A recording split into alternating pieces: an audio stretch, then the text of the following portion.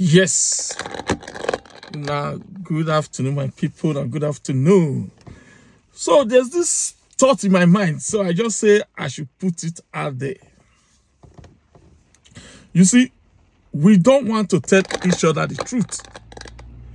You understand? We don't want to tell each other the truth because if we tell each other the truth, we become accountable and we become responsible for our action. So we will not have the need to put all our blame or all our problem in government hand. Now, because there's this misconception that Europe is I don't know, Arodaru, or America is Arodaru, but it's wrong. It's wrong. The people that do well in Europe, okay, the people that do well in Europe, the people that do well in America are people that have what we call inheritance. Inheritance. Okay? In Ireland, for example, I would say 70% of the population got inheritance. Property inheritance, lot of inheritance from their parents and grandparents. In fact, in the last election we had in Ireland, it's not even up to 2 weeks, inheritance tax was big. Okay, inheritance, some political parties say that they won't charge inheritance tax, but it was big. Okay, what am I driving to? It doesn't matter where you are, whether you are in Nigeria, whether you are in America, whether you are in Ireland. If your parents don't left you inheritance, if your parents don't leave you inheritance, you are going to struggle.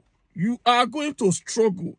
If you are not smart, if you are not intelligent, if you are not hardworking, you will struggle. It doesn't matter if you are in America, it doesn't matter if you are in Ireland, it doesn't matter if you are in Nigeria. You know, I heard Epa Eranomigho say something. Epa Eranomigho said, it's better to have few children, maybe 1, 2, or 3. He said, if you have too much children, inside these children, then you now have prostitute, you now have killer, you now have different characters inside. Another of our musician, I think it's Alaska. It's Alaska that said that, on my name, you go person will not get money when born. Or there's a guy go put a killer in our street. So the point is that the reason why we struggle a lot, in Nigeria, I will say 70% of us don't have inheritance. Okay, 70% of us start afresh. Most of our fathers have 2 wives, 3 wives. They left nothing for us. Even if they left 1 or 2 property, the children available want to kill each other for this property. The point is that in the book, The Mafia Manager, it makes it very clear. The point is that if you have no inheritance, you are going to struggle. Okay? This video is to let you know that if you have no inheritance, you are going to struggle. So the people that get ahead in life, regardless of which country you are, regardless of the economy, is the one maybe their parents have business already for them, or there's property for them. They don't have to start hustling to build that.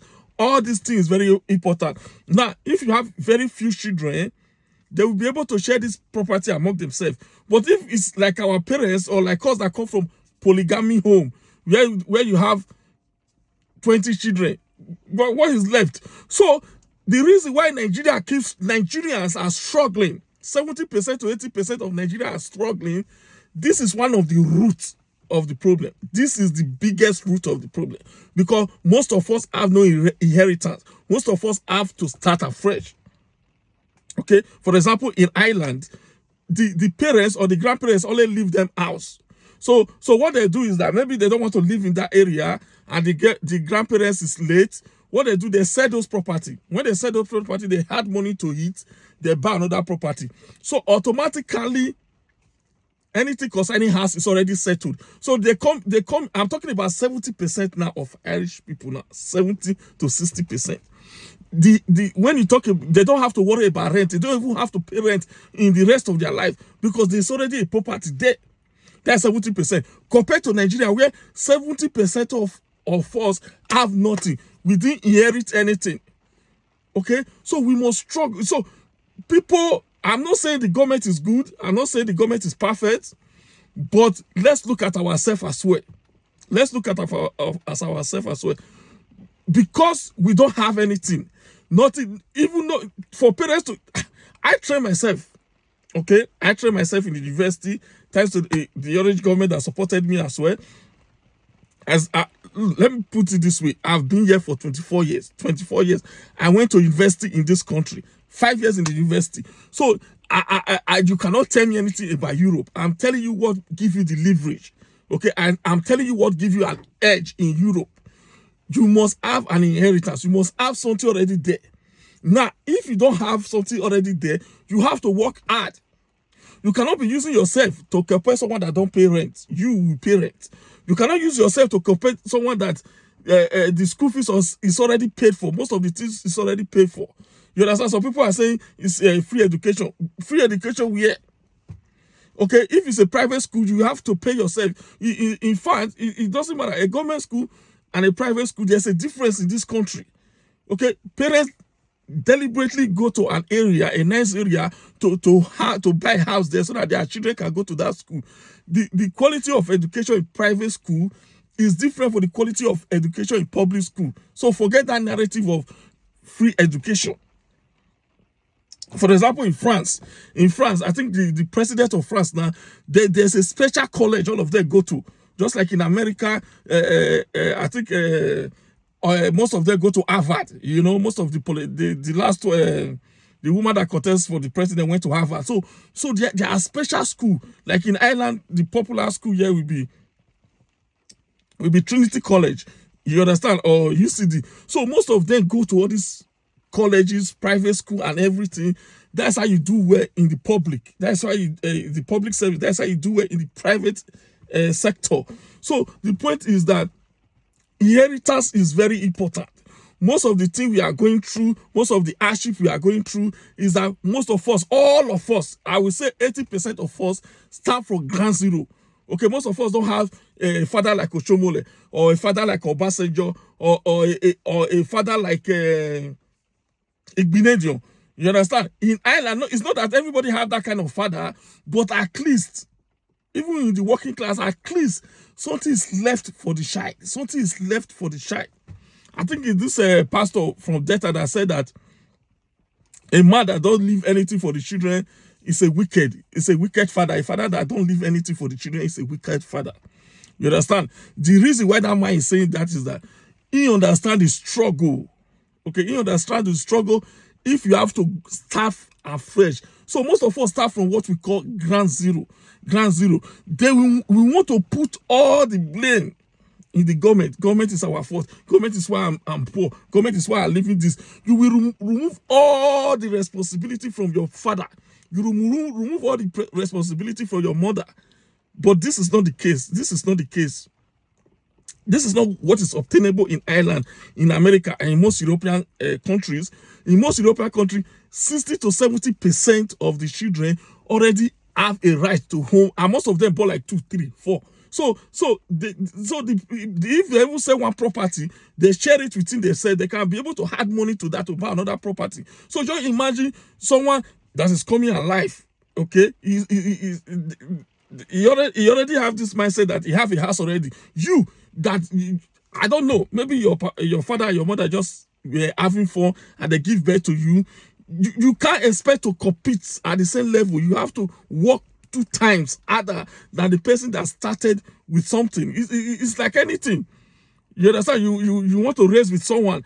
The someone is already maybe 50 kilometers ahead of you. Okay? You have to start from zero. The person is already Donald Trump. The same story. I don't know Donald Trump. The father left him about $1 million. $1 million. I don't know. But the truth of the matter is that most people that get ahead, it doesn't matter whether it's in Nigeria, Ireland, or US, most people that get ahead, they are left with inheritance, whether it's money, a house, or anything, but they have something. Okay, that is why you see in Europe, in America, these people are doing, even in Nigeria, you understand, the person that they went to good school, the father bought a car, something like that. They will always do better than someone that the parents left nothing for. Okay, so the purpose of this video is that the suffering in Nigeria, we cannot just put it to government. Okay, if your parents don't leave anything for you, whether you are in Europe or in America, you will still suffer. You will still suffer. You will still have to pay house rent. You will still have to go through stress. This will still be difficult for you. If nobody did something for you on ground, it doesn't matter which country you are. You understand?